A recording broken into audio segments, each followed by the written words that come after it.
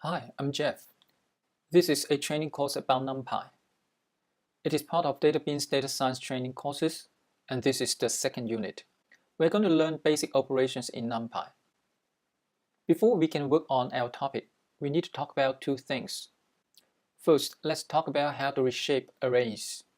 The NumPy arrange and linspace function can help us create sequence of numbers and make it as one-dimensional arrays. We can then use NumPy reshape function to change them into any shape we like. For example, here we change a one-dimensional array of 6 elements into a two-dimensional array with the shape of 2 by 3.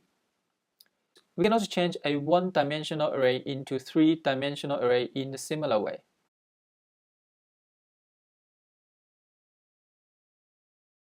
NumPy provides a way to print arrays as if they are normal Python objects. For a one-dimensional array, you can display it in Jupyter by just giving the array variable, but you can also explicitly call the print function to print it out. You can do it with two-dimensional arrays and three-dimensional arrays.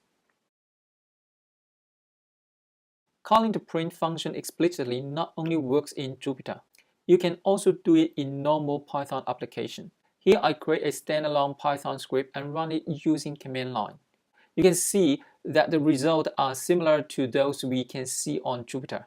What if we have arrays with many elements? NumPy handles those arrays quite smartly. For example, a one-dimensional array with 10,000 elements can print like this. Only the first 3 elements and the last 3 elements is displayed, so that we can get a sense of the arrays. But most of the elements are omitted, so that it won't mess up with the output system. Similar thing happen in two-dimensional arrays. Only the first 3 rows and the last 3 rows show up. On each row, only the first 3 elements and the last 3 show up. We can still get an idea of how the array looks like, but not much details. Now let's get back to our main topic, basic operations in NumPy. In fact, this is not an official definition, so that when you search basic operations of NumPy, you may find different things. In our courses, we use this term to define those operations already defined in Python language with well-known operators. When applying those operators on ND arrays, the operations will be applied element-wise. A new array is created and filled with result. Let's see how this works with most common operations, addition and subtraction.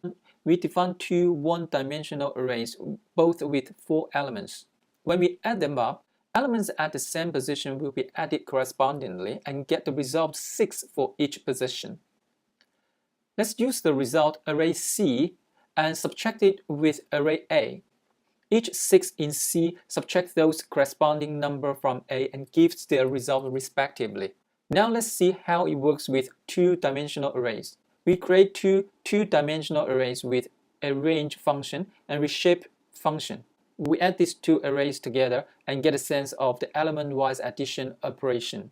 Same with subtraction. So far you may begin to think NumPy works similar to linear algebra. Hold your thought, my friend. Let's see how it works in three-dimensional arrays.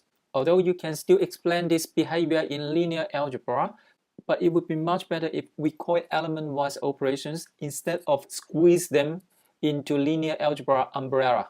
And more importantly, there are more to come, which can give our linear algebra explanation a hard time.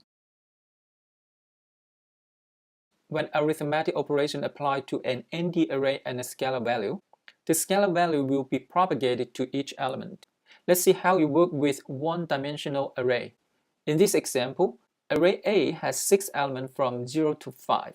If we add 10 to the array, we will get a new array with the number 10 added to each element. Similar thing will happen with subtraction, and we can imagine what would happen with two-dimensional and three-dimensional arrays. Let's look at multiplications and divisions. We create 2 arrays of 10 elements each with linspace function, and then multiply them together. Apparently, multiplication happens element-wise. We can plot the result with matplotlib. Here we don't spend too much time on visualization, just get a sense of how element-wise multiplication works here. We can tell at each position the purple bar are the product of the red and blue. We do that with division and print out the result first. Then we do visualization and see how we can get the purple bar and the red line at each position by having the red divided by the blue. Similar to additions and subtractions, we can also have an ND array times a scalar value or divided by a scalar value. In this case, the scalar value will be propagated to each element and have the operation happen one by one. Visualization also tells us that. Now let's move on to the power operation. We can have an ND array powered by 2 or 0.5, which are indeed getting the square of each element or a square root of each element. We can see that in the visualization.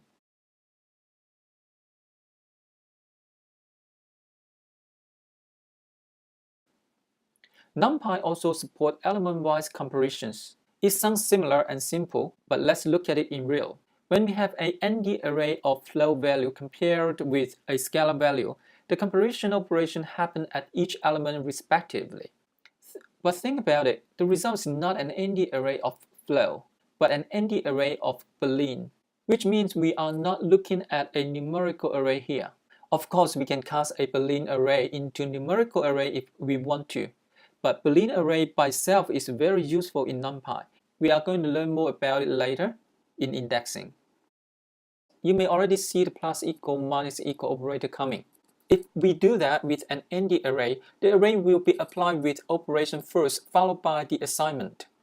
But wait, that's not the whole story. NumPy actually requires the operation act in place to modify the original array rather than create a new one. Please keep this in mind, and we will come back to it later.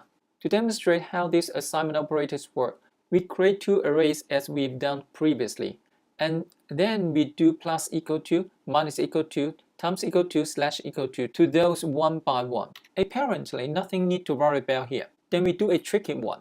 We create two arrays, one using linspace and make sure the D-type is float 64, another using a range and make sure the D-type is int 64. Now we are going to apply plus 1, minus 1, times 1 and slash 1 to those two arrays with a scalar value. Everything works fine with array A, which is a float array, and everything works well with array B until we reach division. Because after division, the result will be floats. As we mentioned above, we need to write those float values back to array B, which is an integer array. An error would be raised for incompatible casting. Finally, let's compare NumPy's basic operations with those with Python list and linear algebra. We create a NumPy ND array along with a Python list. Adding the ND array with a scalar value 1 will have a new array with each element in the original array add to the scalar value. But Python list just refuses to cooperate if we do that to it. Multiplication also works differently. We already know what will happen with ND array. But Python list will expand its size by the number of its multiplier. Here we have b times 2. As a result, we get a new list with one more copy of that. Comparing ND array's element-wise operations with linear algebra is very important, and I hope everyone can keep in mind the difference. In this example, we can look at the different results of linear algebra's matrix multiplication and ND array's multiplication. But how can we get the result for matrix multiplication? You can either use the @ operator if you are using Python 3.5 and above, or use NumPy dot function to do so. Today we talk about the basic operation in NumPy. The most important concept here is element-wise operations, which will be widely used in the following unit. Element-wise operation looks simple and intuitive, but you still need to spend some time to familiarize yourself with it. And keep in mind the difference between Python list operations and linear algebra operations. Hope you found this video helpful. If you want to learn NumPy or other data science related topics with me, please subscribe to my channel. There are more to come. Thank you for watching. Until next time.